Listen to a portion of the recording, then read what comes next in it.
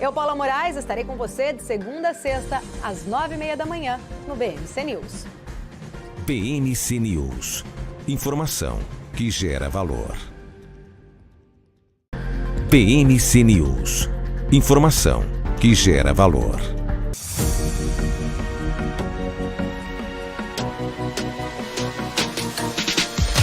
BMC News. Informação que gera valor.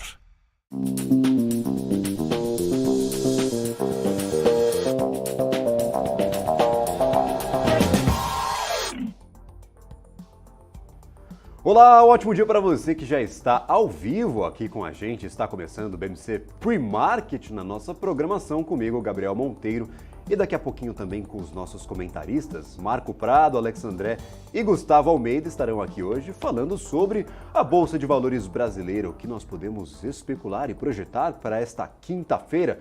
Hoje é dia 17 de agosto e por aqui falaremos sobre tudo que já aconteceu e está por acontecer, pode acontecer ao longo do dia nos mercados internacionais. Vamos às notícias, então, que devem movimentar o mercado ao longo do dia de hoje e afetar os seus investimentos. Nós sempre começamos o programa olhando para as bolsas na Ásia. As bolsas asiáticas encerraram as operações em patamar misto. Índices mais suscetíveis ao humor internacional, como é o caso de Nikkei 225 no Japão e Kospi na Coreia, fecharam com perdas após surpresas com a ata da última reunião do Comitê de Política Monetária dos Estados Unidos. Os diretores enfatizaram que o processo desinflacionário ainda é muito lento, a economia e o mercado de trabalho continuam dando sinais de força e que, caso os dados não melhorem, um novo aumento nos juros ainda neste ano será necessário. O comunicado mais agressivo virou o humor das bolsas no dia de ontem e afetou as negociações na Ásia durante toda a madrugada. Na China, o primeiro-ministro Li Qiang veio a público informar que o governo trabalhará para atingir os objetivos de crescimento do ano, que projeta 5% de aumento do PIB. Nós contestamos muito este dado, esta projeção, essa perspectiva de crescimento ao longo da semana, depois de uma série de indicadores macroeconômicos da China, dentre eles os índices de inflação que foram divulgados na semana passada e a balança comercial, e nesta semana dados de desemprego, produção industrial, vendas no varejo, todos vieram piores do que o esperado, que abriu contestações no mercado como um todo e engatou 4 quedas consecutivas para os índices chineses. Hoje fecharam no positivo. A negociação de papéis e o minério de ferro avançaram durante toda a madrugada na China após promessas de novos estímulos por parte do governo.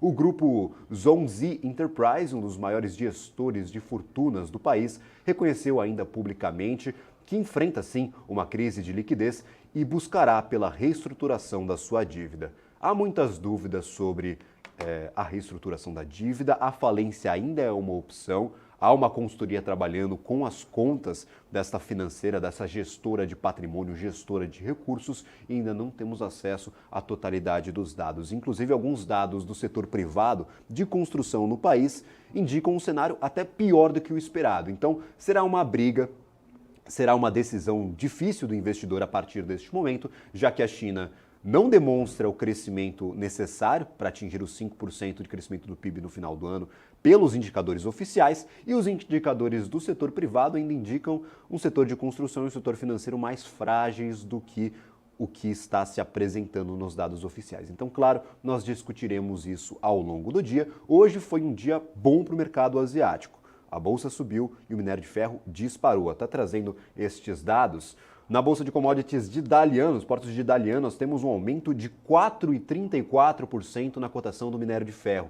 Isso pode impactar diretamente as ações da Vale aqui no nosso mercado brasileiro, já que mais da metade, mais de 60% da receita da companhia vem do mercado chinês e as commodities no mercado especulativo são negociadas apenas na China. Então, sim, é um dado muito importante para nós termos aqui como base para o que pode acontecer no dia de hoje com as empresas aqui no Brasil. Isso em Dalian. Para as cotações do mercado internacional, olhando agora para a Bolsa de Singapura, nós tivemos um aumento interessante também, de 4,34% na cotação do minério de ferro. É uma pressão muito forte sobre a commodity. Nós não sabemos se o mercado físico, ou seja, aquele mercado à vista, a compra efetiva de minério de ferro, vai acompanhar o mercado especulativo ou se o mercado especulativo está acompanhando o mercado físico. Daqui a pouco a gente conversa um pouco mais sobre isso e, claro, conversamos sobre o que pode acontecer com a nossa Bolsa de Valores, que engatou no dia de ontem 12 dias consecutivos de queda. São 12 pregões negativos. Nós ainda não vimos a cara aí de um fechamento positivo no mês de agosto como um todo. Nós já estamos aqui,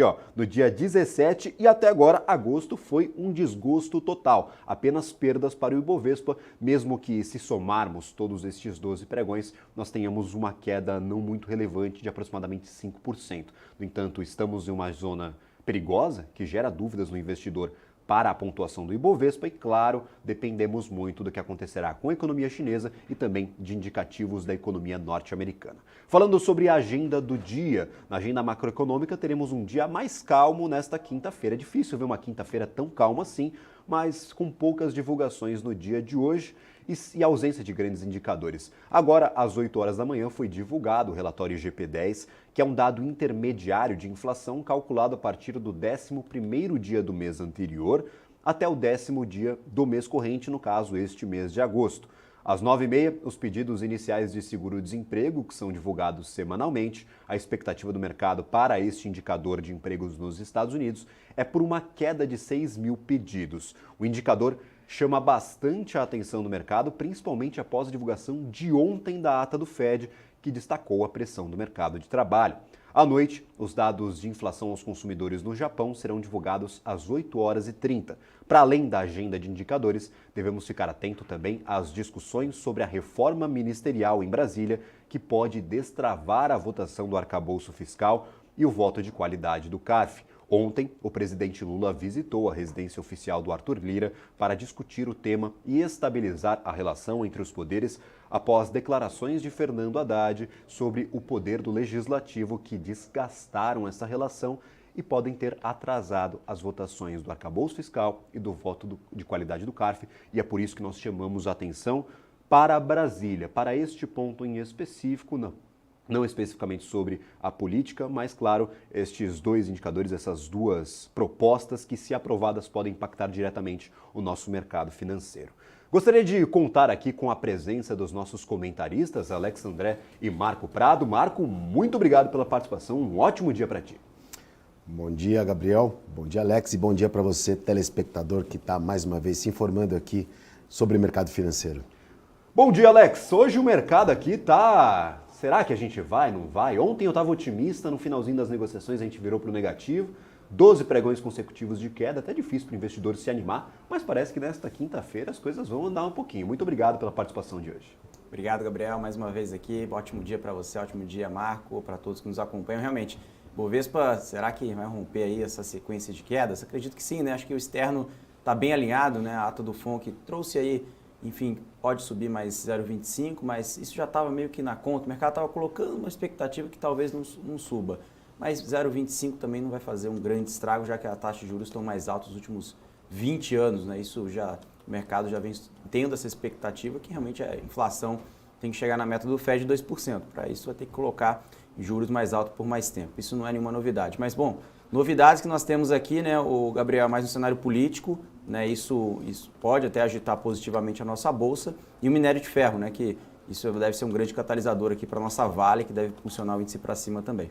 Maravilha, Marco. A gente comentava nos últimos dias que tudo é possível para a Bolsa Brasileira, tudo é possível na renda variável como um todo. É difícil a gente contestar o que o mercado diz, porque o mercado é soberano, não depende da vontade de ninguém, ele simplesmente reage a alguns indicadores. Ontem tudo parecia encaminhado, a gente tinha a Petrobras até puxando o Ibovespa, deixando ele no positivo, e mesmo com bons ganhos da Petrobras, o Ibov virou para o negativo de vez. Então, 12 dias consecutivos, 12 pregões seguidos de queda para o Ibovespa. Dá para ficar animado nesta quinta-feira, você que já acompanha o mercado há muitos e muitos anos? E faz anos que eu não vejo uma sequência de queda dessa. Ontem a culpa não foi do Bovespa não, vamos colocar a culpa no Papa, viu? Porque estava tudo indo muito bem até a leitura da ata do Banco Central americano, da possibilidade do aumento de juros, e isso deu um mau humor geral para as bolsas do mundo inteiro, principalmente para as bolsas americanas, que fazem frente muito forte aqui na Bolsa Brasileira, e arrastou o índice Bovespa para fechar no negativo. Hoje é um outro cenário, um outro dia, né? O mercado, até mesmo uma agenda fraca, é favorável num momento em que o mundo vive muita incerteza e muita preocupação. Então, quando não sai dado, pelo menos você não tem notícia ruim. Então já é uma coisa boa hoje. Agora, nós temos aí o minério de ferro com uma alta um pouco mais expressiva, né?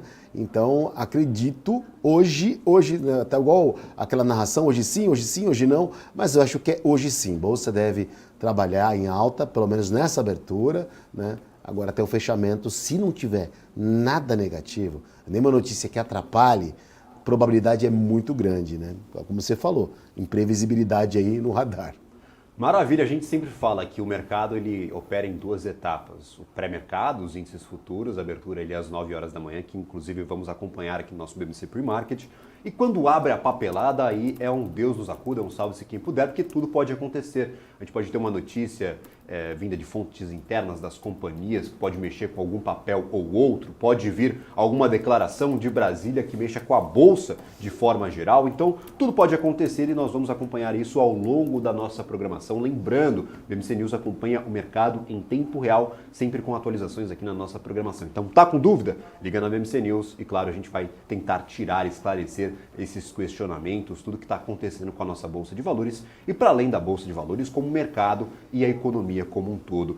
Marco, nós temos hoje um dia que foi negativo para a Europa, está sendo negativo, na verdade, até trazendo aqui a cotação dos índices. DAX na Alemanha, 0,05% de queda. Até uma queda menor do que eu esperava pelo burburinho gerado ontem, já com as bolsas europeias fechadas após, claro, a divulgação da ata do Comitê de Política Monetária dos Estados Unidos. FTSE no Reino Unido, 0,15% de queda. CAC 40 na França, 0,04 de queda e o índice Eurostoxx 0,25 de queda. Para a Ásia, eu mencionava que os índices fecharam de forma mista, Nikkei 225 e KOSPI foram os principais destaques negativos, com a bolsa no Japão fechando a 0,61% de queda e KOSPI na Coreia 0,23% de queda. Lembrando, essas duas bolsas são mais suscetíveis a influências que vêm do Ocidente.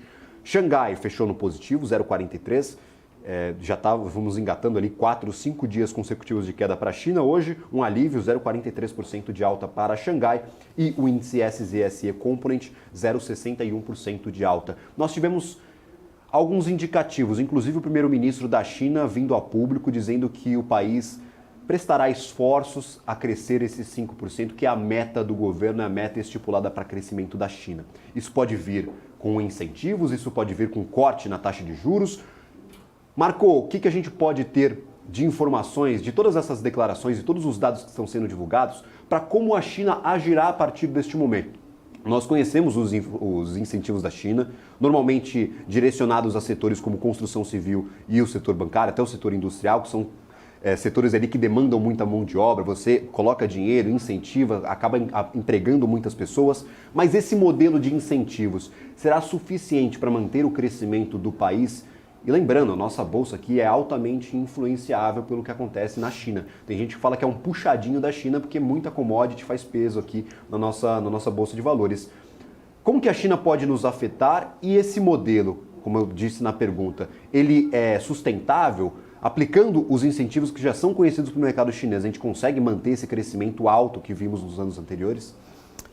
Acho que o mercado, de modo geral, a economia mundial se acostumou muito a ver China crescer acima de 5, 6, 7, 10%. Então, só que o modelo da China de crescimento, ele de uma certa forma, ele já está um pouco ultrapassado, né? A China, demograficamente, ela crescia e fazia a economia girasse de forma natural, seja com construções, seja com consumo interno, né? E esse consumo interno, ele acabava sendo abastecido também pelo resto do mundo, que exportava muita coisa para a China. A partir do momento que você tem uma desaceleração interna, obviamente você tem um consumo menor do mundo inteiro. Então, essa é a grande preocupação. ela já afetou muito o Brasil, né, nesses últimos 12 pregões que a gente está falando, porque a Bolsa brasileira vem caindo também muito por conta dessa possível falta de crescimento, vamos colocar assim, da China, né? O governo chinês insiste ainda em que a China cresça 5%, às vezes você equalizando isso um pouquinho para menos, 4,5%, 4%, e deixando o mundo um pouco mais tranquilo, é claro que é uma notícia ruim, mas pelo menos você dá um indicador, você não cria essa expectativa de crescimento, esse é o grande problema.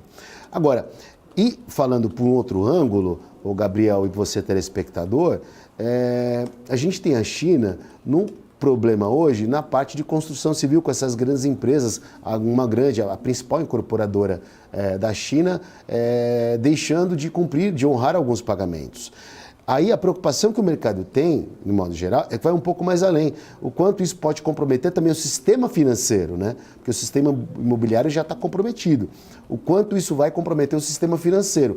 Aí sim o problema é maior, né? A gente começa a ter problema de quebra de banco, de falta de pagamento, aí complica muito mais. Então, a gente vê esse cenário da China, e não tem como não falar na China agora, para quem está abordando o assunto de mercado financeiro e perspectiva de investimentos, seja em qualquer âmbito de investimento, seja renda fixa ou renda variável, primeiro a gente tem que ver como é o comportamento e o que o mercado está esperando justamente da segunda maior economia do mundo. Esse problema, de uma certa forma, controlado, eu acho que as coisas podem começar a voltar a caminhar da forma que estavam antes, né? Mais otimista, como as bolsas do mundo inteiro, os Estados Unidos subindo bastante, o nosso índice Bovespa saindo da casa de 98, 99 mil, como a gente viu há um tempo atrás, foi para 120 mil, 124, né? Então, assim, precisam de motivos, o mundo precisa um pouco mais de tranquilidade para continuar expandindo, né? E essa tranquilidade está um pouco longe nesse atual momento. Mas a gente aguarda agora as medidas do governo chinês, porque é onde está tendo o problema, para ver qual investimento ou qual caminho se adotar a partir de lá. E lá a gente sabe que as notícias, os dados não são muito confiáveis. Só estender um pouco mais, me perdoa me alongar um pouco mais nesse discurso, a gente tem, por exemplo, o próprio setor de emprego dos jovens da China de 16 a 24 anos, né? Esse dado, ele estava mais de 20%, né? Então a China já disse, como ele está muito alto, a partir de ontem, ela não vai divulgar mais esse dado do desemprego dos jovens lá na China. Então, a falta de informação gera mais apreensão. Maravilha, é exatamente isso, né, Marco? Trazendo só o dado ali, é mais de 21% de desemprego entre jovens urbanos na China. Lembrando, os centros urbanos na China é que concentram o maior número de empregos. A gente tem a área rural que funciona em uma outra dinâmica. Mas como o dado estava muito alto, o governo chinês disse que vai parar de divulgar porque tinha alguma coisa errada, estava errando nos cálculos, ia ter de rever os seus modelos estatísticos para calcular estes dados de desemprego entre jovens, que, lembrando, atingiu 21%. Nós trouxemos a notícia há algum tempo atrás, inclusive, que o reitor de uma faculdade indicava aos jovens para que eles tivessem menos expectativas de serem empregados, ou seja, menos expectativas de conseguirem emprego no mercado, já que está tão difícil entre os jovens conseguir um emprego, lembrando, dado de 21% nas cidades de desemprego entre jovens de 16 a 24 anos. Alex André, tivemos, depois desses anúncios de incentivos, depois de o mercado contestar o corte de produção de aço na China, o minério de ferro disparando, e eu falo disparando com toda a ênfase mesmo, quase 5% de alta, 4,34 em Dalian. Isso faz bastante preço para ações aqui no Brasil, como é o caso da Vale, propriamente dito, mas como é o caso de outras siderúrgicas, como é o caso de outras mineradoras.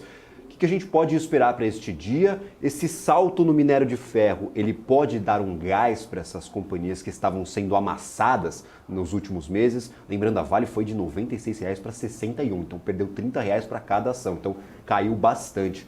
Pode dar um gás para essas ações, estavam tentando se recuperar nas últimas semanas, ou um dia apenas de crescimento na negociação de minério de ferro não é suficiente para construir uma narrativa mais otimista? Como você e a Sarinvest interpretam este salto, interpretam este dia atípico de negociações na China? Gabriel, essa alta do minério de ferro veio justamente com o alento do governo chinês, dizendo que, como você comentou muito bem, que a China possa crescer 5,5% esse ano. Tem ferramentas para isso. O mercado ficou muito otimista e colocou isso no preço, né, do commodity, do minério de ferro. E sim, claro, nós temos aqui a Vale Siderúrgicas, pode se beneficiar muito bem e impulsionar, inclusive, o nosso Ibovespa, que pode ter mais um catalisador positivo para fechar em alta e romper aquela sequência. Mas o que eu trago de um pouco de perspectiva é o seguinte: o que mudou do dia para a noite, né, em relação ao minério de ferro? Ou seja, ainda temos desafio de crescimento. Mesmo que a China tenha comentado que possa crescer 5,5%, imagine se a China... Vamos pensar o seguinte, na teoria dos jogos, né? Vamos pensar no que realmente poderia acontecer com a economia se um membro um membro do partido, ou um membro, né, da política econômica da China, venha dizer que a China não vai conseguir crescer os 5%. Como que seria a reação no mercado chinês, não só hoje, nos próximos dias? Realmente o mercado já ia entender realmente muito de uma forma negativa. Então, acho que essa questão vindo da China, né, que realmente eles possam crescer 5,5%, tem perspectiva? Temos perspectivas. Temos fortes argumentos hoje para sustentar essa narrativa? Não temos fortes argumentos. Essa narrativa pode mudar ao longo dos próximos dias? Sim, vai depender dos indicadores econômicos que serão divulgados nos próximos meses até o final do ano. Mas o mercado já tenta colocar um pouco de otimismo nos preços, e o minério de ferro é um principal ponto mais sensível, né, na economia da China, como você comentou também, como o próprio Marco sintetizou.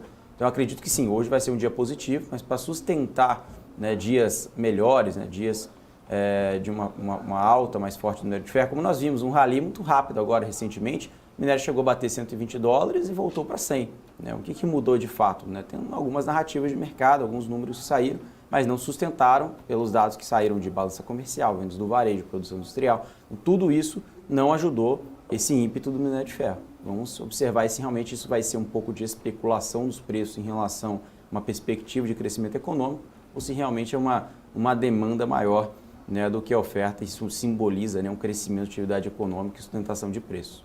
Maravilha. Lembrando que a gente tem algumas perspectivas mais positivas para o Ibovespa no dia de hoje. Primeiro, pela sequência de pregões, claro.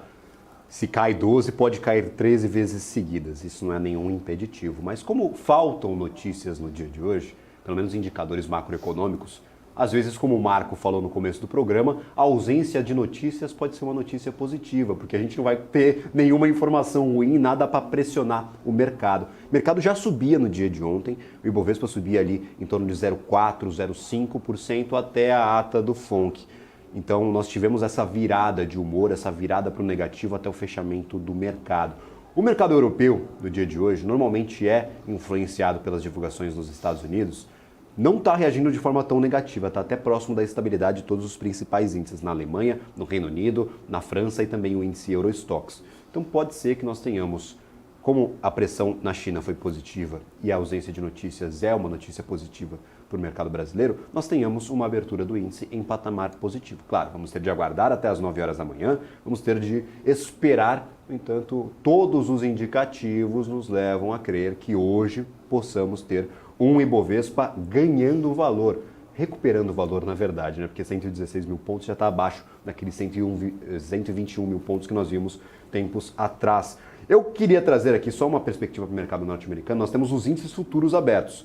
Não são os papéis negociados, nós temos pré-mercado para algumas empresas, mas os índices negociados no mercado norte-americano estão em alta no dia de hoje. Então, o US30, que é representativo de Dow Jones, 0,15% de alta, e o S500, 0,22% de alta, e o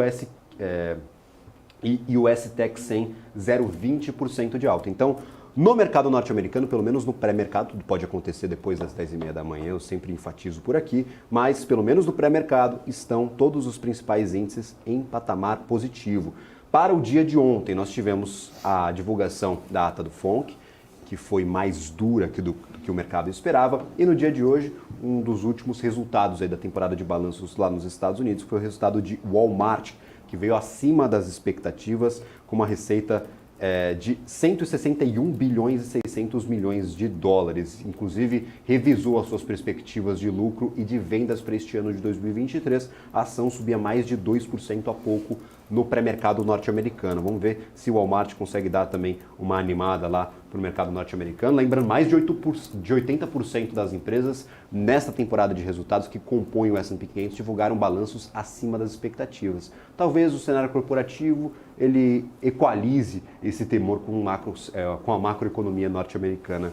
Marco, o quanto o olhar para o exterior é importante para o investidor que está esperando o mercado abrir por aqui? Eu sei que é sempre a atenção, claro, para a China e para os Estados Unidos, mas o que efetivamente você, nestes anos de mercado, costuma olhar para montar as suas posições, para montar a sua estratégia quando o mercado abrir aqui no Brasil? A gente tem um pouquinho de tempo aqui até o nosso intervalo, então eu queria já tirar essa dúvida e passar uma dica aos investidores que estão nos acompanhando. Nós comentamos as notícias de China, falamos sobre a ata do FONC que ontem foi ruim, de certa forma, até prejudicou o mercado brasileiro, mas o que o Marco Prado costuma olhar para montar uma estratégia na abertura do mercado? A gente sabe que o mercado abre, o mercado futuro, ele abre um pouquinho antes ali das ações que abrem às 10 horas. Então, 9 horas abre o mercado futuro. A Bolsa Brasileira, ela abre olhando as bolsas americanas, que abrem olhando as bolsas europeias, que abrem olhando as bolsas asiáticas. Então, é uma engrenagem, é um ciclo, né? A Ásia tem um comportamento, a Europa vai abrir olhando o que está acontecendo e a Bolsa Americana, o resto dessas bolsas. Lembrando que a Bolsa Americana, as bolsas americanas, é o principal driver para as bolsas mundiais. Então, o que acontece nos Estados Unidos, de uma certa forma, reverbera nas outras bolsas do mundo inteiro.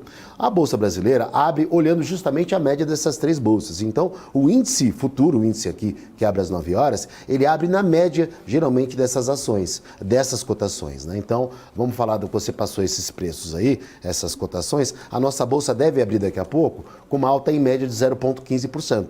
Então, a gente já sabe mais ou menos o valor da abertura do índice futuro antes de abrir o índice futuro, né? É claro, lógico, algumas vezes a gente tem alguma notícia relevante no meio do caminho, né, que distorce um pouco essa abertura, seja uma coisa política, uma coisa interna, uma mudança de juros, uma expectativa era 0,25, veio 0,5%, aí sim, aqui a gente tem vida própria. Mas, na grande maioria, a nossa bolsa abre olhando as bolsas dos Estados Unidos. Então, assim, a abertura brasileira hoje, ela vai ser com uma leve alta.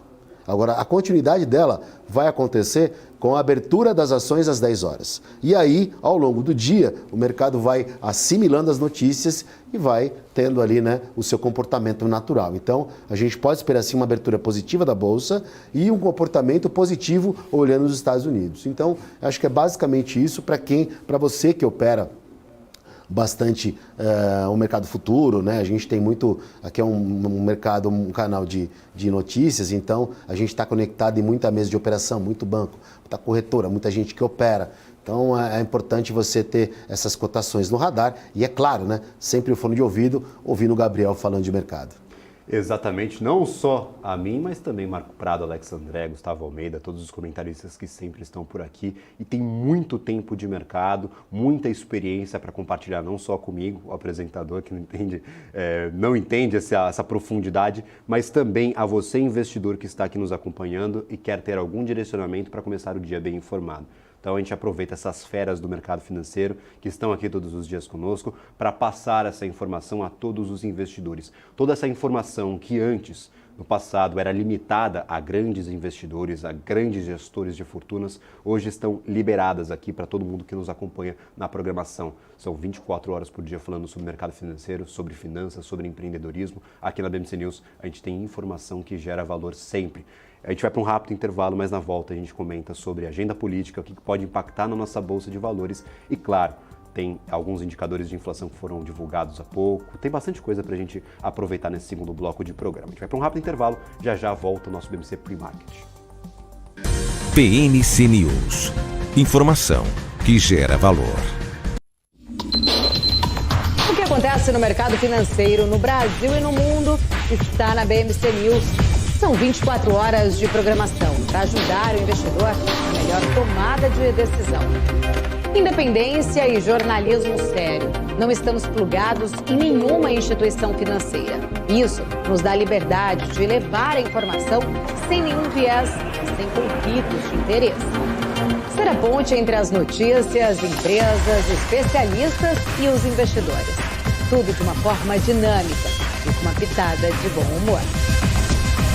Informação que gera valor, você sempre vai encontrar na BMC News.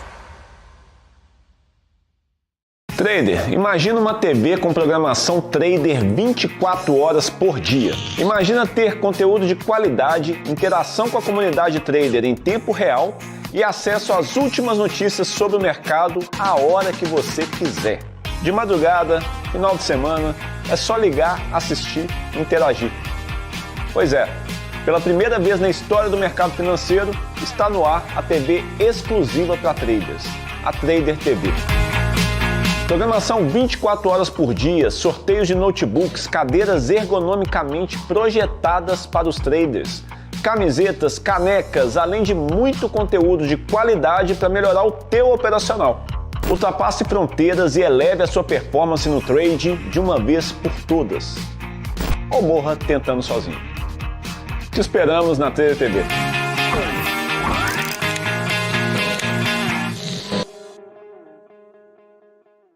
Nos primeiros meses de 2023, mais de 1.200 trabalhadores foram resgatados de condições degradantes de trabalho. Isso tem nome: trabalho análogo à escravidão. O resgate só foi possível porque, de um lado, o governo federal intensificou a fiscalização e, do outro, houve um aumento das denúncias. Vamos juntos lutar por um trabalho digno e decente. Denuncie sempre que suspeitar. Disque 100.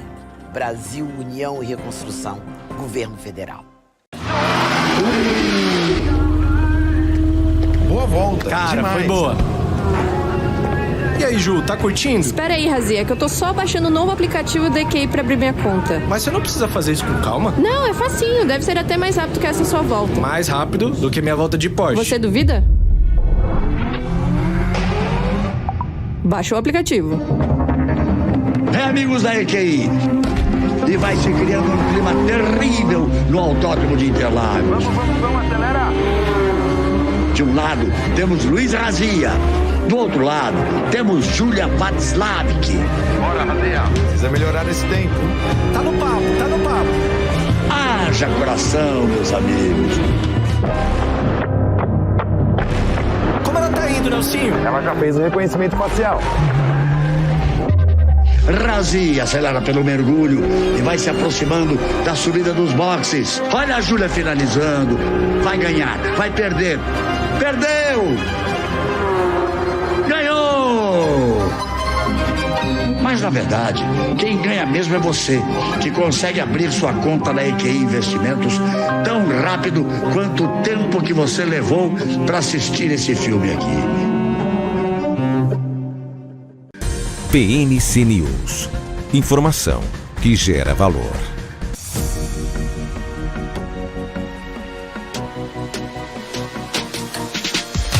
PNC News. Informação que gera valor.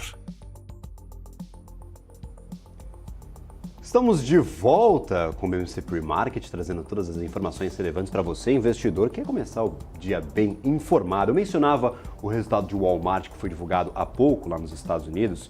No fechamento do mercado de ontem, as ações fecharam próximas da estabilidade, 0,05, mas no pré-mercado de hoje já sobem 1,38%. No momento da divulgação, dispararam 2,39%, mas agora cai um ponto percentual, então 1,38% as ações de Walmart sendo negociadas no mercado norte-americano. Negociação de alta, revisou as suas perspectivas de venda para 2023, então foram dados de certa forma positivos, de uma forma mais ampla e geral. Eu mencionava também a oscilação das commodities, mas eu não falei sobre o petróleo. Nós temos o petróleo agora, pelo menos para o barril de petróleo Brent, subindo 0,93, 84 dólares e 20 centavos de dólar. Ontem foi um dia ruim para o petróleo, principalmente depois da divulgação da ata do FONC, que deu mais indicativos de uma política monetária contracionista, se não com novos aumentos, com uma perduração ali, com um tempo mais alongado de política monetária contracionista para a economia norte-americana. Então hoje, 0,92% de alta para o petróleo Brent, o petróleo WTI, 80 dólares e 12 centavos de dólar, volta aos 80 dólares, tinha perdido esses 80 dólares no dia de ontem e hoje opera com uma alta de 0,93%. Então nós temos aí petróleo subindo, pelo menos por enquanto. A Petrobras, mesmo com a queda do petróleo no dia de ontem, não acompanhou esta queda. Nós tivemos Jean Paul Prats indicando ao Congresso que a companhia faria todos os ajustes, todos os reajustes do combustível que fossem necessários para equalizar a política de preços. Eu gostaria de discutir isso com os nossos comentaristas de hoje. Petrobras não conseguiu segurar o índice, mas os indicativos são bem positivos, né, Marco? Não é para reclamar de Petrobras não, né? Quem reclamar de Petro tem que apanhar, porque a ação subiu bastante aí, impulsionou o índice Bovespa para 120 mil. A companhia ainda, né, para quem achava que ia acontecer uma tragédia na virada de governo, vem se comportando bem, né? O presidente dando uma acalmada no próprio discurso, como você falou, que vai ter que, se tiver que reajustar o combustível 200 vezes, ele vai reajustar. Então, aparentemente, o investidor de Petrobras ainda continua com os seus dividendos ali, né, bem alocados. Então, a gente não tem nada que descredencie o comportamento de Petrobras, né? Vamos falar especificamente da companhia, da ação da empresa. Não estou validando governo nenhum. Maravilha. É exatamente isso que eu quero discutir aqui com vocês, né, o Alexandre? É difícil lutar contra a realidade, contra as informações. A Petrobras, apesar de todas as dúvidas, nós tivemos mudança na política de pagamento de dividendos e distribuição de renda para os acionistas. Daqueles 65% do fluxo de caixa livre, nós passamos para 45%.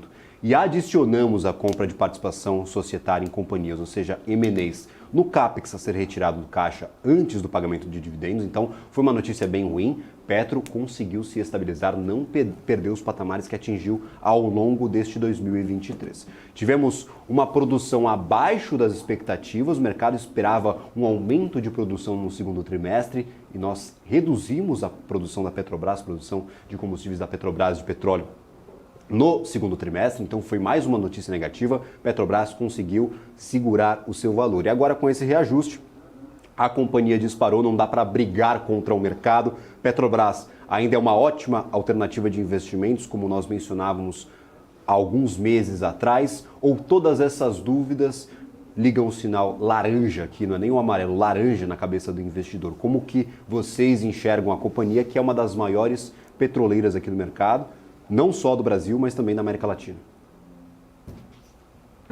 Bom, Gabriel, começar aqui a falar sobre a Petro. Eu acho que quando a gente olha em relação a projetos, né, você estava muito comentando em relação a M&A e, enfim, outras iniciativas de investimento.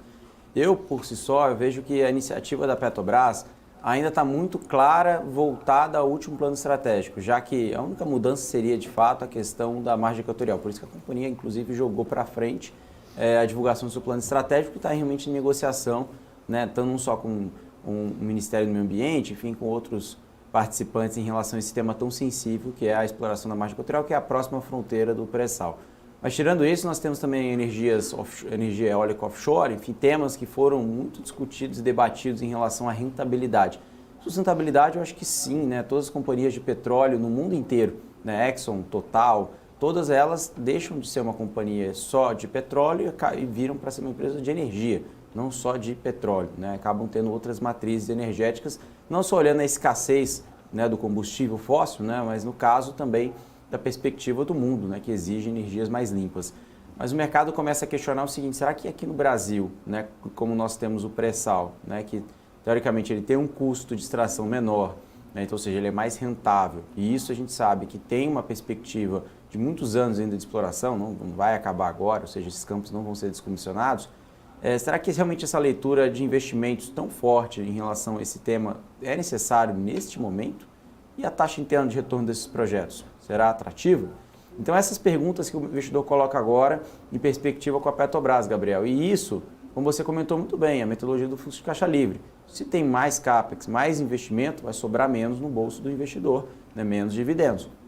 Então, acho que é essa expectativa, não só combinando de uma ação tecnicamente, quando a gente fala tecnicamente, não de análise técnica, mas de fundamentos de uma forma barata, né? Ou seja, tanto por índice preço sobre lucro, tanto EV/EBITDA, qualquer múltiplo que você queira colocar, a gente sabe que está abaixo dos pares históricos, mas também tem essa explicação, né? Ou seja, sempre tivemos interferência do governo, por hora a gente sabe, né? Uma empresa estatal, então naturalmente uma uma empresa que tem, sim, sempre intervenções do governo, independentemente se é governo Lula, se foi o governo Bolsonaro no passado. Isso, de novo, traz mais instabilidade. Então, a gente não tem um cenário perfeito para a Petro, mas temos mais argumentos positivos, como o próprio Marco falou. Em relação a essa paridade, o próprio PPI dizendo, olha, a gente não tem uma política de preços aqui, né, tão clara, mas eu, como presidente da companhia, João Paulo Prates, disse, olha, eu vou seguir, se tiver que realmente aumentar o preço dos combustíveis para diminuir essa defasagem, eu vou fazer quantas vezes for necessário. Isso trouxe, né, mais um cenário positivo para a companhia e, como o Marco falou, não tem como reclamar de Petrobras agora, pelo menos hoje, né?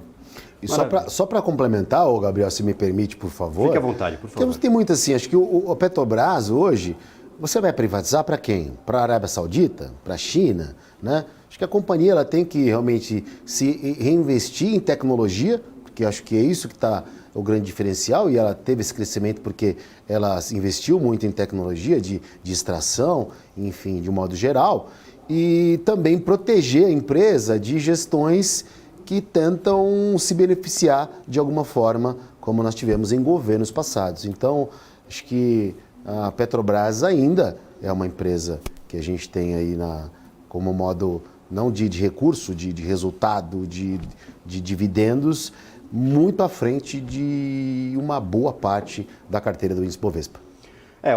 No ano passado, na verdade, nós tivemos a Petrobras como uma das maiores pagadoras de dividendos do planeta, não é nem do Brasil, é do planeta. Do Brasil é disparada, não tem nem comparação, mas do planeta, no mundo todo, a Petrobras foi uma das maiores companhias, uma das maiores pagadoras de dividendos no ano passado. Tem um dado que acaba de sair agora às 8 horas, que é o Índice Geral de Preços da FGV, IGP-10, caiu 0,13% em agosto, no acumulado do ano, no acumulado de 12 meses, nós temos uma queda de 1,1%. Em comparação com o mês anterior, nós também tínhamos uma queda de 1,1%. Então, a inflação no Brasil desacelerando, dando um pouco mais de argumentos para a queda dos juros aqui no Brasil. Lembrando, o IGP-10 não é o dado principal de inflação. Normalmente, o Banco Central utiliza o IPCA para fazer os seus cálculos e também as projeções do mercado, pelo Boletim Focus e pelas próprias pesquisas internas. Eu tenho uma outra notícia, mas essa não é muito animadora, viu, Marco? Nós temos os dados de retirada de patrimônio aqui de estrangeiros da Bolsa de Valores brasileira. Investidores estrangeiros retiraram 1.112 bilhões de reais na última terça-feira, ou seja, neste comecinho de semana. Hoje é quinta-feira, nós temos uma defasagem destes dados, demora para sair o fluxo de capital estrangeiro na Bolsa de Valores. Na última terça-feira, nós tivemos a retirada de mais 1 bilhão de reais aqui do nosso mercado brasileiro, somando 8 bilhões 490 milhões de reais apenas em agosto. 8 bilhões saíram do nosso mercado brasileiro.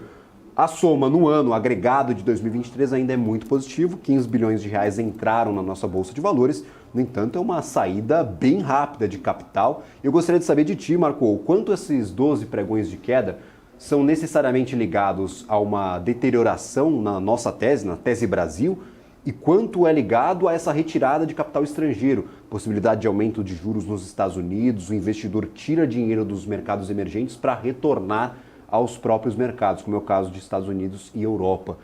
8 bilhões de reais em apenas um mês é bastante coisa. 8 bilhões e meio, vamos arredondar este número. Só pegando um gancho da sua fala anterior, você falou do IPCA, né, do GP, que saiu agora, veio um pouquinho abaixo da expectativa.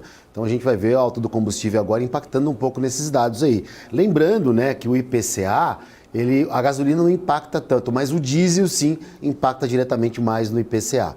Então a gente pode ter aí um pouquinho uma elevação por conta do aumento do combustível, do reajuste do combustível essa semana. Em relação à Bolsa, a gente teve num período aí, a mesma quantidade de saída agora foi o que entrou no último período que impulsionou o índice aí acima de 120 mil pontos, né? Então, equalizando justamente isso, teve a mesma quantidade de entrada, praticamente a mesma quantidade de saída e a Bolsa está num patamar mais elevado, ou seja, né, que é próximo ali aos 117 mil pontos, né, 116, 117 mil pontos que ela trabalha hoje, que foi o indicador que a gente estava há quase praticamente mesmo um ano atrás. Então, se olhar uma perspectiva do Brasil, olhando pelo índice da Bolsa, o Brasil não saiu do lugar, né? Continuou estagnado ali, o que já era esperado e o que é bom, né? Pelo menos não degringolou, porque eu, particularmente, olhando o que a gente viu no começo do ano, a Bolsa abaixo de 100 mil pontos, falei, pô, esse Brasil quebrou, né? O Brasil acabou, e não acabou, pelo menos até então. Maravilha. Às 12h30, nós temos às 12 horas, na verdade, uma entrevista de Roberto Campos Neto ao Poder 360. Tinha gente me mandando mensagem falando, Gabriel, calma que o Roberto Campos Neto vai falar às 12 horas, talvez o mercado espere um pouco para tomar as suas posições, para decidir ali a sua alocação. Essas entrevistas de grandes autoridades, como é o caso do presidente do Banco Central, elas impactam diretamente na negociação na Bolsa de Valores? Ou, para essa abertura, o mais importante é realmente o cenário estrangeiro, o cenário externo, Marco? O Henrique Meirelles, quando era presidente, quando ele estava aqui no Banco Central brasileiro, como ele foi presidente do Banco Mundial, ele tem um certo acesso nessas agências, né, de riscos, né? E elas soltavam o rating do Brasil no meio do mercado.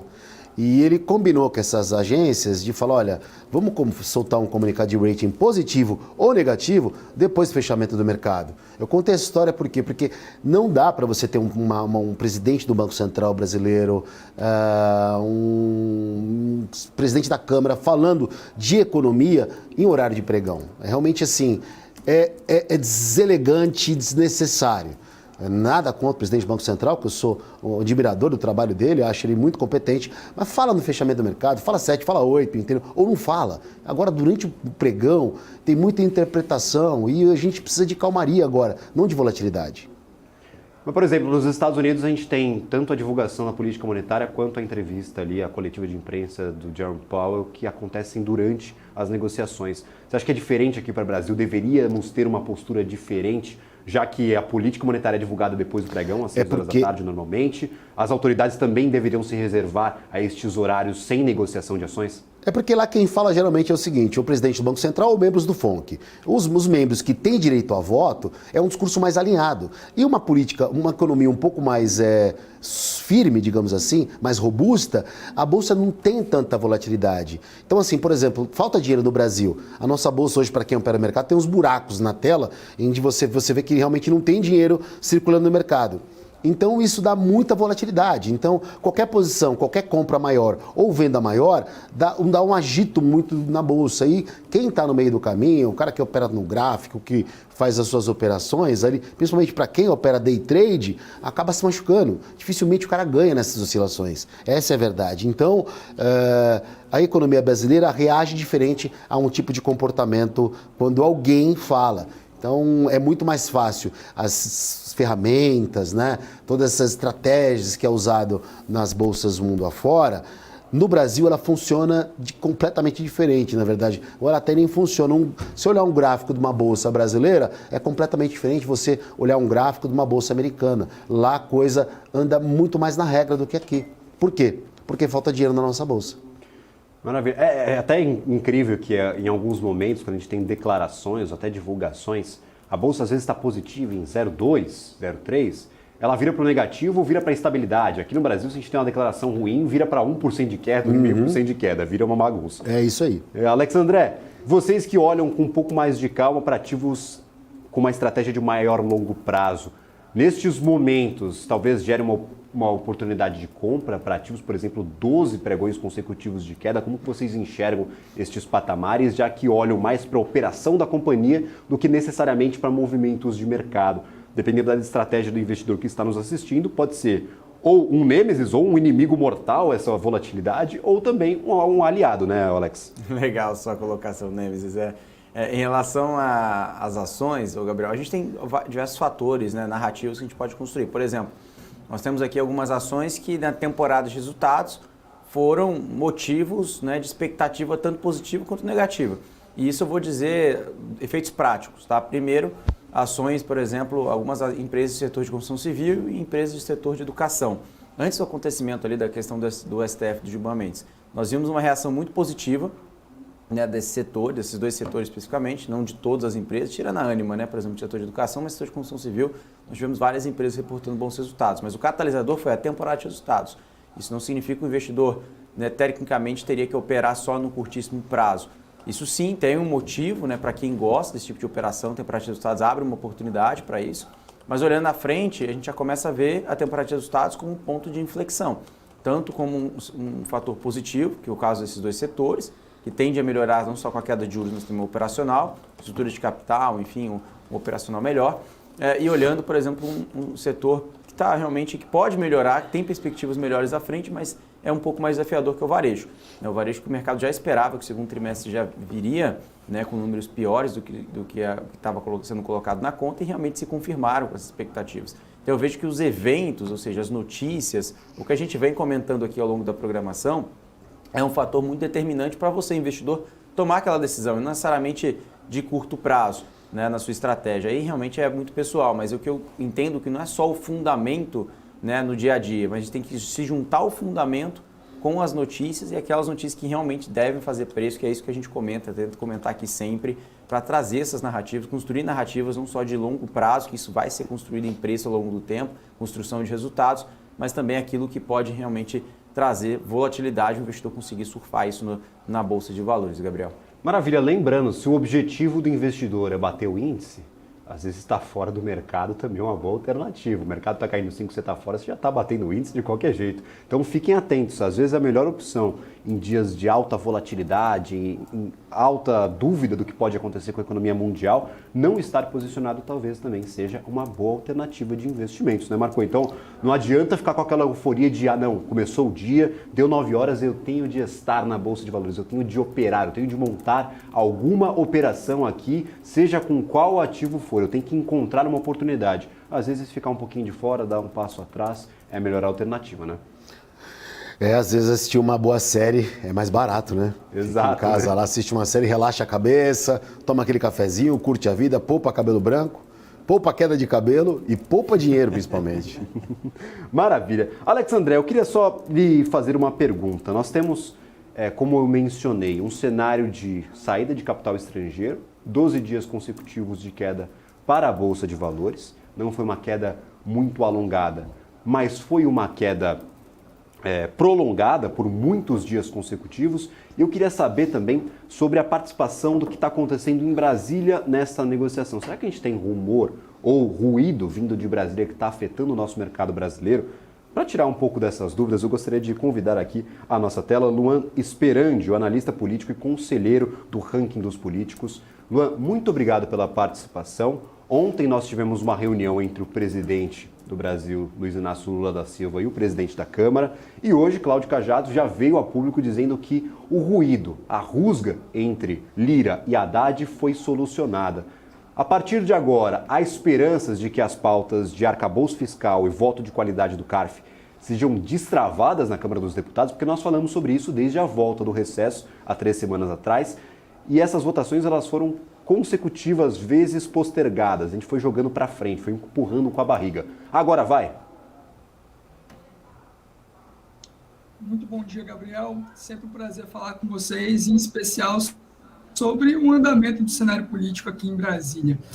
Muito bem, essa reunião do presidente Lula com o presidente da Câmara, Arthur Lira, é fundamental para retomar os laços, o diálogo e diminuir os atritos. O ministro Fernando Haddad, segundo o levantamento recente da Quest, teve a melhor avaliação positiva dos deputados. Mais de 50% dos deputados avaliaram ele de forma positiva. Em contrapartida, você olha, por exemplo, o ministro da Casa Civil, Rui Costa, que, em tese, deveria estar muito mais próximo dos parlamentares, com um índice muito abaixo disso, menos da metade da aprovação de Fernando Haddad. Contudo, em relação à tramitação do arcabouço fiscal, nós tivemos aí mudanças no Senado, foram incluídas exceções à regra que limitam o crescimento de gastos, e isso gerou um descontentamento muito forte por parte dos deputados federais, porque eles suportaram uma grande pressão em relação à restrição de gastos por diversos setores e segmentos, inclusive do próprio governo. Então, quando nós temos a abertura de mais exceções, no caso do Fundeb, do Fundo Constitucional do Distrito Federal, e também despesas de ciência, tecnologia e inovação, isso gera um descontentamento, né? um especialmente lideranças da Câmara, e também no relator Cláudio Cajado, que foi quem esteve na linha de frente, enfrentando essas resistências, negociando com o governo e com os setores. E quando o Senado pega e faz essas alterações, a Câmara se sente desprestigiada. Nesse cenário, a fala de Fernando Haddad, que estava fazendo uma análise sobre o momento do presidencialismo de coalizão, né, nas falas aí de Sérgio Abranches no contexto atual, sem nós fazermos juízos de valor, isso trouxe um descontentamento muito forte por parte de quem eles estavam negociando, né? Arthur Lira e as lideranças da Câmara. A liderança da Câmara hoje, de fato, ela possui um poder de influência e prerrogativas maior do que no passado, mas isso não significa que antes os poderes, na década de 90, nos anos 2000, eram equilibrados. O Executivo ele governava basicamente no início dos anos 90 à base de medida provisória. Hoje, você até pode fazer uma análise de que você prefere um executivo mais soberano, mas será que o Fernando Haddad, ministro da Fazenda, em meio a essas negociações, deveria ter expressado a opinião dele desta forma, naquele momento? É o que a gente classifica de fala sincericida. Então, ele acabou cometendo esse sincericídio e Lira buscou adiar a reunião para trazer uma sinalização de descontentamento que foi um recado dado. O próprio Arthur Lira, já no dia seguinte, após conversar com o Fernando Haddad por telefone, já falou que não passaria daí e que eles voltariam a conversar. Isso deve acontecer na próxima segunda-feira, a mesma reunião que aconteceria nesta segunda. Mas, para além da sinalização dada, Gabriel, esse adiamento traz mais tempo para haver negociações sobre o que o Centrão está de olho, que é a reforma ministerial. A governabilidade ela tem um preço, e boa parte dos parlamentares hoje que compõem o Congresso Nacional, em especial na Câmara dos Deputados, eles querem ser governo, tem muitos benefícios de fazer parte do governo, e o Congresso brasileiro ele tem uma vocação histórica ao governismo, porque assim você pode participar de fatias maiores do orçamento, você tem acesso mais facilitado a ministérios. A grande questão é, eu quero fazer parte do governo, mas talvez não no preço que foi ofertado pelo governo. Nós tivemos, após a volta do recesso, a entrada do deputado federal Celso Sabino, do União, no Ministério do Turismo. Nós estamos tendo agora negociações que estão sendo tratadas em bloco, mas que não estão avançando na velocidade que o Centrão gostaria. O próprio presidente Lula fez diversos adiamentos, vamos conversar mais à frente, temos eventos na semana, temos viagens internacionais nessa semana, e o fato é que nós estamos já na segunda quinzena de agosto, e isso tem sido frustrado um pouco as expectativas de partidos e de líderes que estão tratando essas negociações, como André Fufuca, do Progressistas, Elmar Nascimento, do próprio União, Hugo Mota, do Republicanos, e também Altineu Cortes, porque, apesar dele ser o líder do PL, nós temos muitos parlamentares do Nordeste do PL que apoiam o governo Lula. Nós temos, neste momento, o Republicanos pedindo o Ministério do Esporte, que muito possivelmente vai ser ocupado pelo deputado federal Silvio Costa Filho, mas também temos outros ministérios que André Fufuca pode acabar assumindo, em especial o Ministério do Desenvolvimento Regional, o Ministério dos Portos também pode estar entrando dentro dessa negociação, e temos outros cargos em órgãos de segundo escalão, como Correios, a Embratur, a Funasa. Então, nós temos um jogo, uma negociação muito complexa, cujo interesse dessas lideranças da Câmara, desses líderes partidários, é entrar no governo, e o adiamento da própria negociação do arcabouço fiscal, desses pontos discutidos de mudança que tivemos no Senado, faz parte desse jogo político, faz parte de um momento de barganha para pressionar ainda mais o governo federal a agilizar as negociações e ceder aos pedidos dos parlamentares que têm liderado essas negociações em bloco, Gabriel. Maravilha, Luan. Muito obrigado pela participação de hoje. Um panorama interessantíssimo sobre a reforma ministerial, de certa forma ali, que está sendo debatida e impactando diretamente o nosso dia a dia. Eu gostaria de agradecer imensamente a toda a equipe do Ranking dos Políticos por essa participação. E olhos atentos ao que pode acontecer em Brasília, e essa entrevista de Campos Neto ao meio-dia pode gerar certo desconforto aqui ao mercado, como o Marco disse. Uma participação de um presidente do Banco Central às 12 horas da tarde, com o mercado aberto em operação, talvez algumas falas possam ser interpretadas de diversas formas diferentes e gerar volatilidade para o nosso índice. Vamos ver, na volta do intervalo nós trazemos aqui toda a abertura do mercado brasileiro, mas claro, depois do intervalo, depois do anúncio dos nossos patrocinadores, tem mais BMC Pre-Market. BMC News. Informação que gera valor. Entender o modelo de negócios, os resultados e as estratégias das principais companhias do Brasil é essencial para tomar as melhores decisões na hora de investir. E é isso que nós trazemos no BMC Business. Entrevistamos os CEOs e diretores das principais companhias de capital aberto do país. Eu sou o Gabriel Monteiro e encontro você no BMC Business todas as terças e quintas, às 22 horas, aqui na BMC News. BMC News. Informação que gera valor.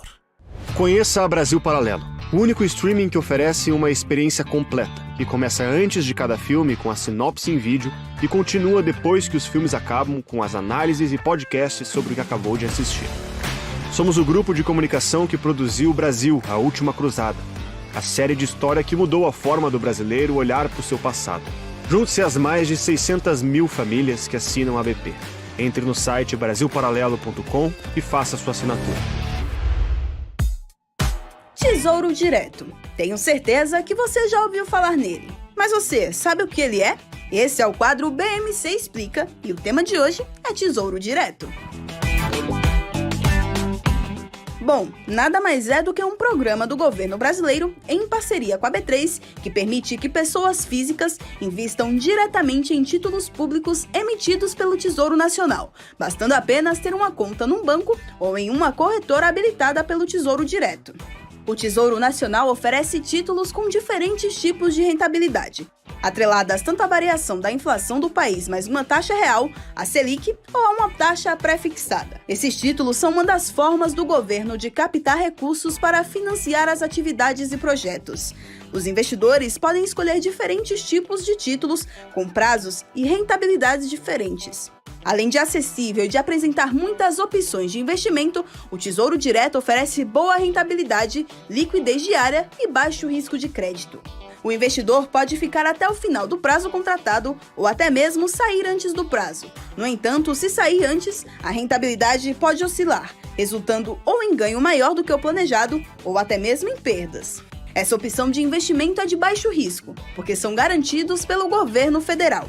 Mas é sempre muito importante avaliar os riscos e as oportunidades antes de fazer qualquer investimento.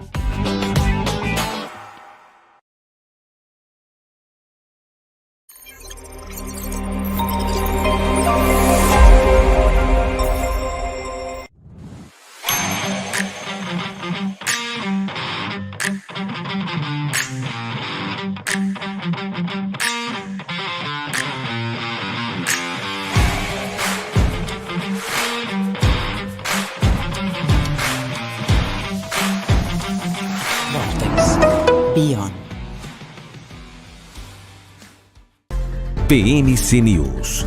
Informação que gera valor.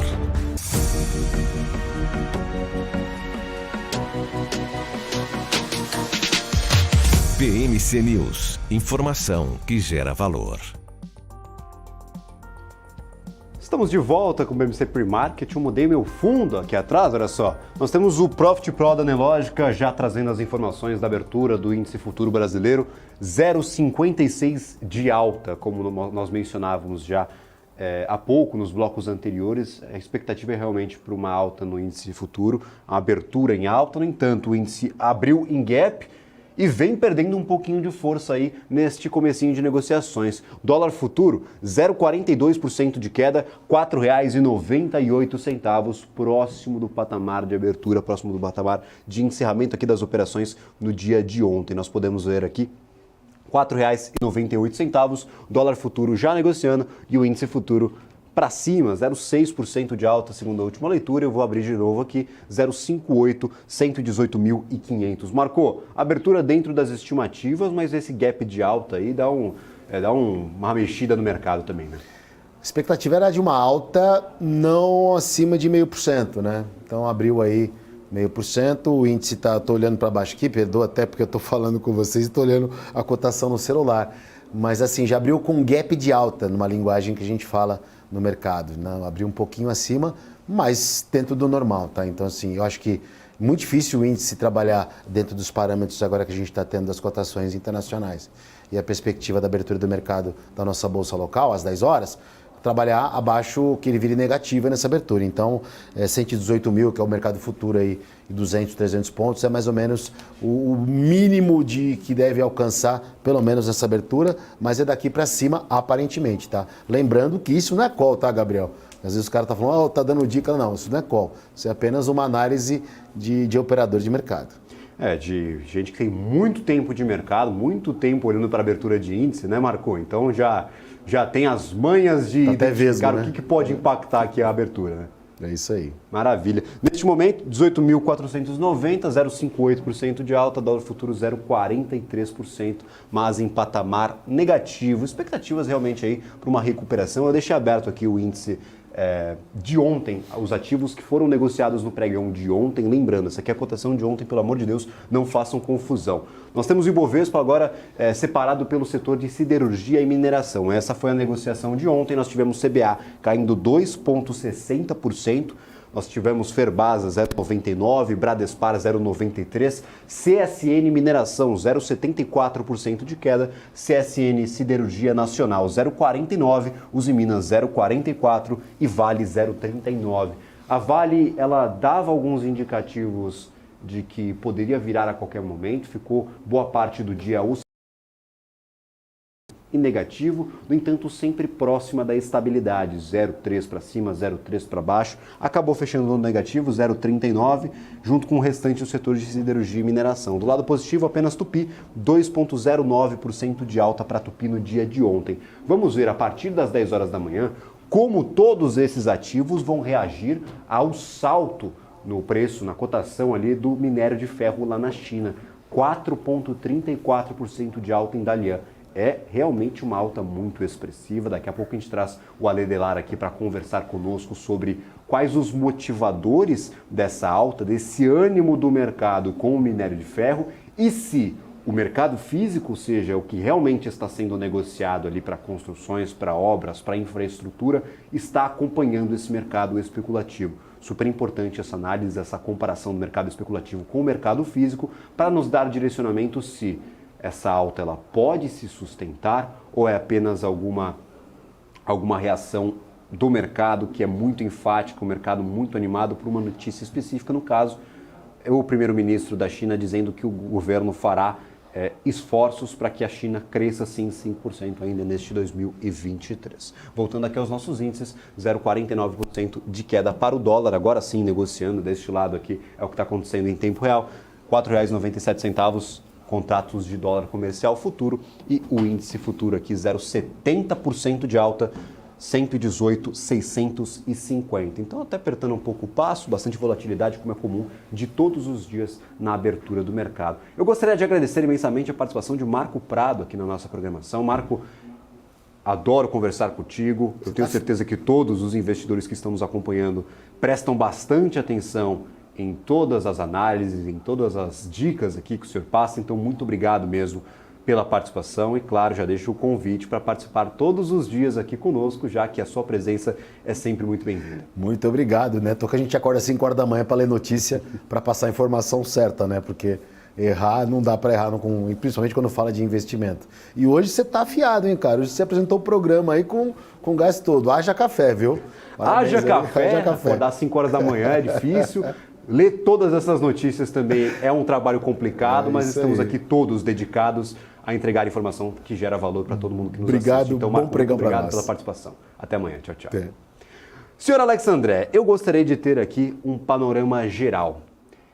Eu prestei bastante atenção nessa temporada de resultados, alguns resultados me chamaram bastante a atenção.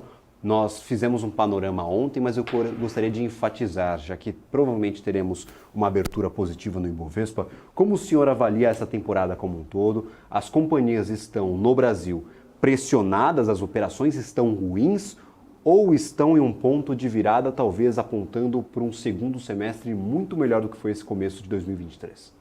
Gabriel, um ponto de inflexão positivo, tá? Então, eu vejo que o terceiro e quarto trimestre, na média das empresas, principalmente as empresas cíclicos locais, ou seja, as empresas que dependem mais de Brasil, tem muitos argumentos para começar a ter resultados melhores, por vários fatores, tá? Primeiro, por uma janela de mercado de capitais dado no cenário macro favorável, então nós temos aqui diversos follow-ons já acontecendo, já está rodando, já estão rodando e provavelmente vão ter mais follow-ons à frente, e IPOs provavelmente já no começo do ano que vem, tudo mais constante se realmente esses juros já começar, né, enfim, a ter esse ritmo, né, de meio ponto e começar a trazer uma queda constante, como já começou agora nos 13,25. Então, isso vai abrir uma janela, de uma nova janela, tanto de follow-ons quanto de IPOs, né, isso traz mais volume para o mercado como um todo. E quando a gente fala de follow-ons, né, seja até o mercado de dívida, né, ou seja, com juros caindo, estimula também não só a parte de consumo, a redução de inadimplência por parte do consumidor, mas as empresas, a melhoria de estrutura de capital, que possibilita mais CAPEX para crescer. Tem muitas companhias que estão esperando um cenário mais favorável, não só de demanda, mas também de cenário de estrutura de capital. Então, junta diversos fatores que, claro, talvez nem todos esses sentimentos, né, em todos esses indicadores, nós teremos aí no terceiro trimestre de uma forma muito mais clara, né, redução, né, principalmente ali das despesas financeiras, enfim, de todas as expectativas em relação a essa queda de juros, né, que é o principal catalisador macro, mas sim, é o sentimento à frente, é o sentimento terceiro, quarto trimestre mais positivo. Lembrando que a sazonalidade favorece no final do ano para várias companhias, como por exemplo o varejo, empresas de serviços, então isso traz aí um otimismo adicional em relação ao final do ano, Gabriel.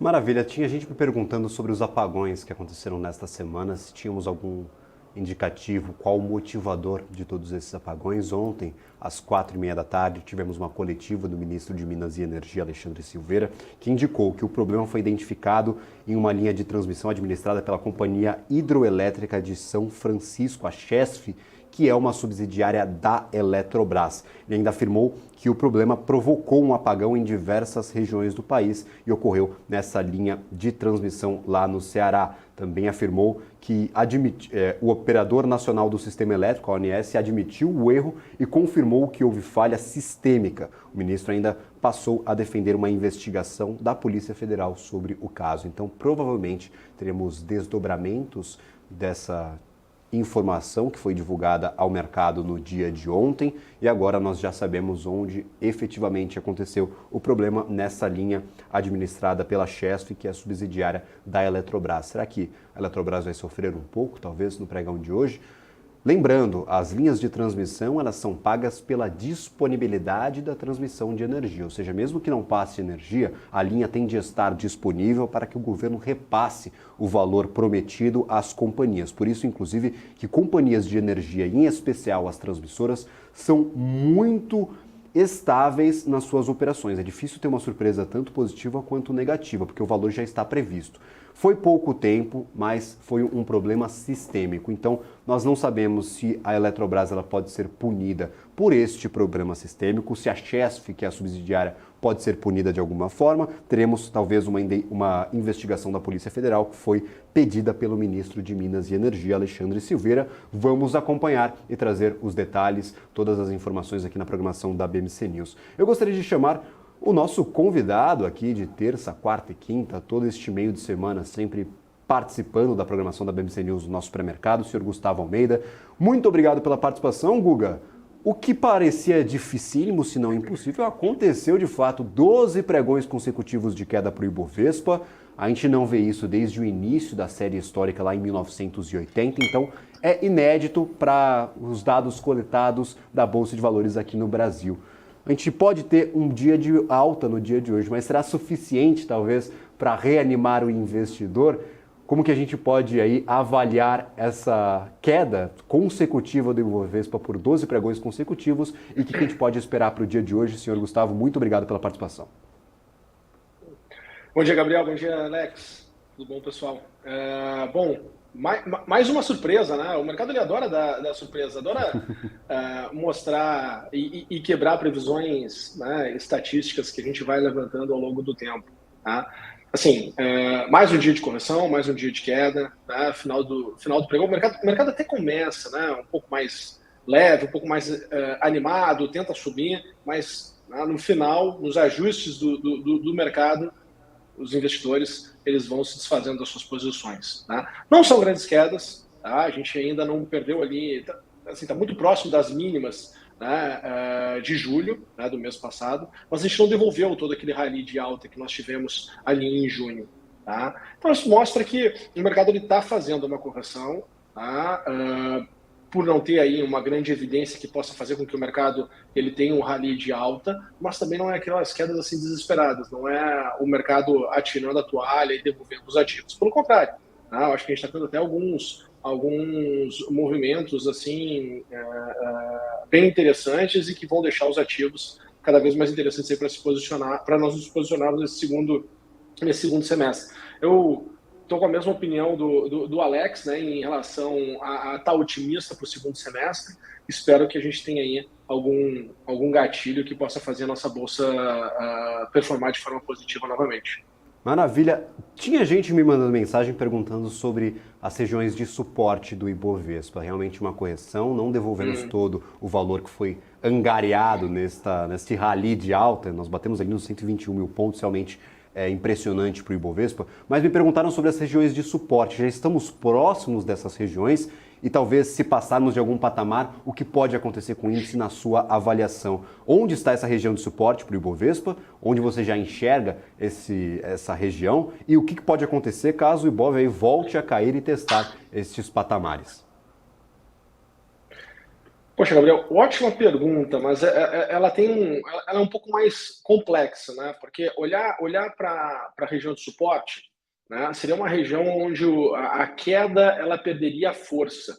Né? A gente teria que pensar assim dessa maneira. Tá? E para a gente pensar em queda perdendo força agora de curto prazo, a gente também tem que olhar, né, para a surpresa que o mercado nos deu nesse rally todo que nós tivemos aqui de final de março até ali a metade de julho. Tá? Nós tivemos aqui um período de alta mais intenso. Tá? Se a gente for voltar um pouquinho no tempo, né, as expectativas dos analistas não eram de que o mercado poderia subir nesse período, né, nessa janela de tempo. A narrativa ela mudou quando a gente já estava com o mercado muito perto das máximas. Tá? Então é importante a gente pensar dessa maneira para também entender um pouquinho como é que estava a cabeça dos investidores nesse período aqui de alta. Tá? Só que acontece, né? Os movimentos que o mercado está fazendo, eles são muito amplos. Tá? Quando a gente pega aqui, por exemplo, a série histórica do Ibovespa e vai analisar ela, né, puxando aqui 2019, 20, 21, 22, né, e olhando para 23, e eu acho que a gente tem que olhar por esse ângulo aqui para poder enxergar um pouco mais, assim, num horizonte um pouco maior, né, olhando aqui para o médio prazo, a gente vê que os movimentos, né, em percentuais, eles são, de certa forma, bem amplos, né? As expectativas elas são bem amplas. Eu acho que isso está muito alinhado, né, também com o que é o Brasil, né? Essa grande volatilidade, porque daqui a pouco surge algo que traz de novo um risco político, né? Uma incerteza política mais forte. Daqui a pouco vem um otimismo novamente em relação a questões políticas. Né? A gente teve aqui todo um período, né, que a gente teve elevação de juros antes do resto do mundo e agora a gente começa a reduzir juros antes do resto do mundo. Então, querendo ou não, né, isso tudo traz uma dificuldade maior no processo de análise e de construção de expectativas em relação ao mercado. Tá? E isso se reflete, obviamente, na cotação do índice, tá? Na cotação das empresas e na cotação do índice. Então, quando eu olho para cá para o Ibovespa, tá, e olho para todo esse período que nós tivemos aqui de correção, que começou lá na metade de 21, tá? Eu percebo o seguinte, olha, a gente está aqui numa bela de uma região, num belo de um momento, para o mercado poder destravar preço e ir para patamares mais elevados. Patamares mais elevados que são 130 mil pontos, 150 mil pontos. Então a gente tem um cenário que permite que isso aconteça. Vai destravar? Vai acontecer? São outros 500. Tá? São outros 500. Precisa muita coisa melhorar? Sim, precisa muita coisa melhorar.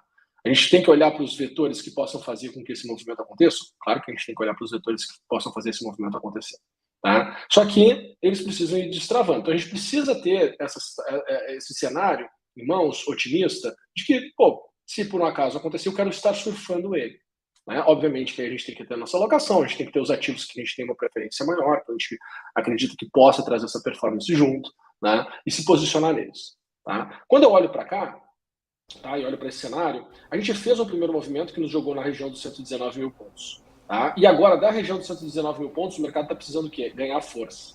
Nesse período de ganhar força, a gente está num processo de correção. E essa correção, Gabriel, ela tem espaço para voltar até ali a região, ao meu ver, de 112.400 pontos, tá? 112.500 pontos do Ibovespa. Se a gente perder esse patamar de preço, as coisas começam a ficar mais amargas. Tá? Aí é sinal de que a gente tem aí uma janela de que toda essa de tempo, né, onde toda essa expectativa positiva ela vai se desfazer. E a gente vai viver um período de frustração por parte do mercado de renda variável, e isso vai dificultar e vai fazer com que se postergue muito, né, o novo rally de alta que a gente possa vir a ter. Tá? Então, para responder a primeira pergunta, né, a região de suporte, imagino que seja ali na região de 112.500 pontos, mas a gente tem que conseguir enxergar todo esse cenário. Guga, bom dia. Eu queria fazer uma pergunta aqui para você, em relação, você estava falando sobre o Ibovespa, enfim, as perspectivas, mas o tema do dia em relação ao índice, a gente tem Petrobras e Vale, né? Petrobras, depois daquela questão dos combustíveis, né, do PPI, da paridade, né, que o João Paulo Prassi disse que vai, né, enfim, seguir essa política, mesmo que não seja tão transparente, e as ações repercutiram positivamente. Você está mais otimista? As narrativas, como você mesmo fala, né? As narrativas mudam muito rápido. As narrativas de Petro e de Vale agora mudam de forma positiva agora? Até só complementando a informação aqui, Alex André, eu estou com o mapa aberto nas minhas costas aqui, até expandir um pouco para vocês enxergarem. O setor de óleo e gás, 3R Petróleo, PetroRio, companhias que são do mesmo setor da Petrobras, caíram no dia de ontem mais de 2%, com uma queda na cotação do petróleo internacional. Petrobras na contramão, 2,95% de alta para Petro 3, 2,20% de alta para Petro 4 e atingindo aqui, ó, R$ 31,54, Guga. Pois é, né? Vamos lá, né? Tudo são as grandes narrativas que elas vão mudando ao longo do tempo e cada vez mais rápido. Eu acho que os investidores, principalmente em Petrobras, né, em relação a esse ano, fortaleceram muito aquela narrativa. Poxa, eu não gosto muito de investir em estatais, né, porque quando entra o dedo político, né, acaba fazendo preço, machucando ou potencializando, enfim. Né. Eu acho que, mais uma vez, isso está muito forte, está muito presente. Tá? E aí o que acontece, né, gente? A gente olhando assim para o momento, né, para o cenário de Petrobras. Veja que eu já não estou nem analisando mais os movimentos maiores, né? Eu não estou pegando aqui os movimentos maiores de preço, porque quando eu pego aqui os movimentos maiores de preço, de certa forma, né, eu já tenho os seus ciclos meio que encerrados, fechados, né, de curto prazo. Tá? Então, assim, poxa, para mim, esse nível de preço aqui entre R$ 30 e 34 de Petrobras, ele está mais do que ótimo dentro do atual cenário que a gente está tendo. Tá? Olhando aqui para o comportamento de preço, tá? Simplesmente para o comportamento de preço, não estou olhando aqui para fundamentos da companhia. Tá? Só que, quando eu olho também para essa região que nós estamos agora, o que a gente vivenciou aqui? A gente vivenciou uma primeira etapa de correção mais intensa entre a segunda quinzena ali de junho, né, até a segunda quinzena de junho até a primeira quinzena de julho. Né? Então a gente teve uma primeira correção um pouco mais intensa, de um mês, da cotação do ativo, volta a tentar subir, certo? Volta a tentar subir junto com uma nova narrativa, né? Relacionada a toda a questão de preço do combustível. Volta a subir. O que acontece? Né? O mercado não consegue fazer novas máximas, porém tem uma evidência que faz com que as pessoas comecem a acreditar, né, ou pensar que, aqui podemos fazer uma nova máxima.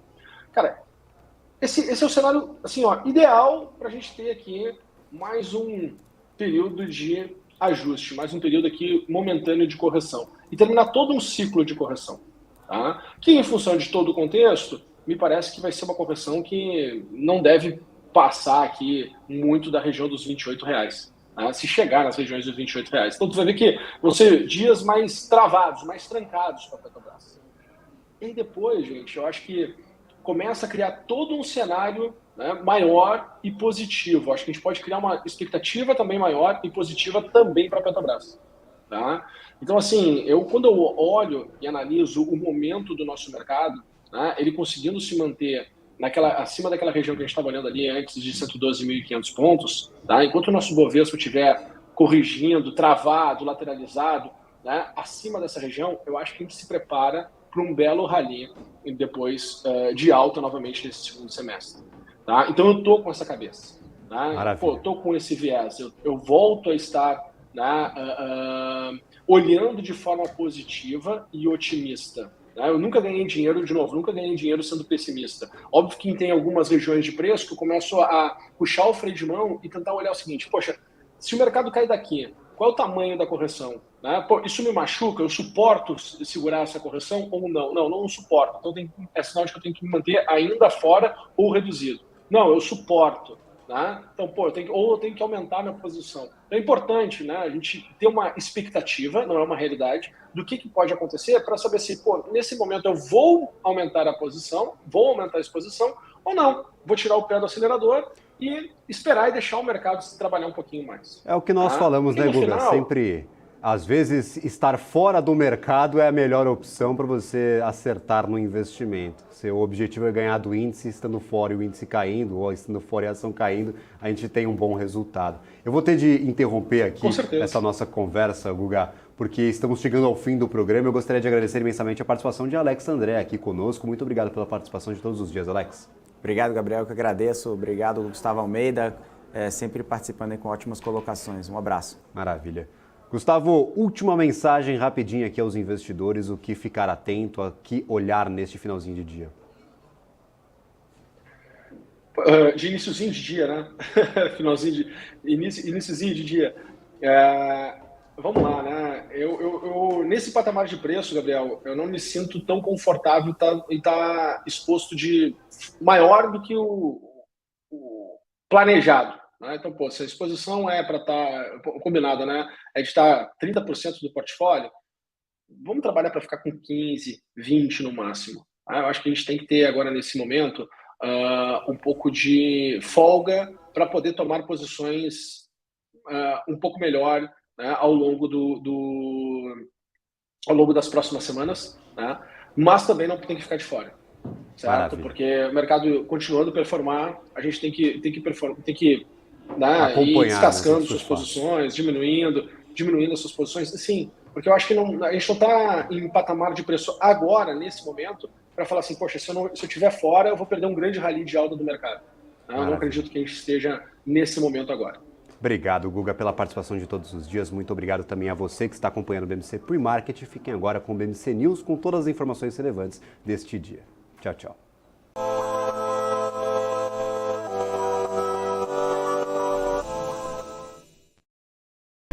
BMC News. Informação que gera valor. O que impacta a economia e o mercado global. Aqui no BMC News você acompanha em tempo real a abertura do mercado e todas as movimentações do mundo dos investimentos. Notícias acompanhadas de opiniões de grandes especialistas para ajudar você na melhor tomada de decisão na hora de investir. Eu, Paula Moraes, estarei com você de segunda a sexta, às 9h30 da manhã, no BMC News. BMC News.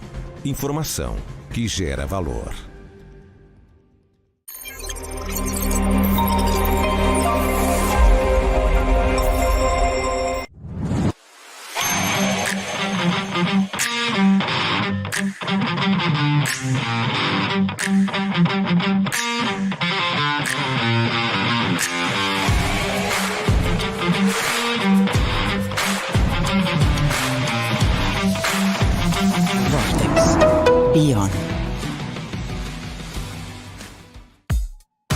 Tesouro Direto. Tenho certeza que você já ouviu falar nele. Mas você sabe o que ele é? Esse é o quadro BMC Explica e o tema de hoje é Tesouro Direto. Bom, nada mais é do que um programa do governo brasileiro em parceria com a B3 que permite que pessoas físicas invistam diretamente em títulos públicos emitidos pelo Tesouro Nacional, bastando apenas ter uma conta num banco ou em uma corretora habilitada pelo Tesouro Direto. O Tesouro Nacional oferece títulos com diferentes tipos de rentabilidade, atreladas tanto à variação da inflação do país mais uma taxa real, a Selic, ou a uma taxa pré-fixada. Esses títulos são uma das formas do governo de captar recursos para financiar as atividades e projetos.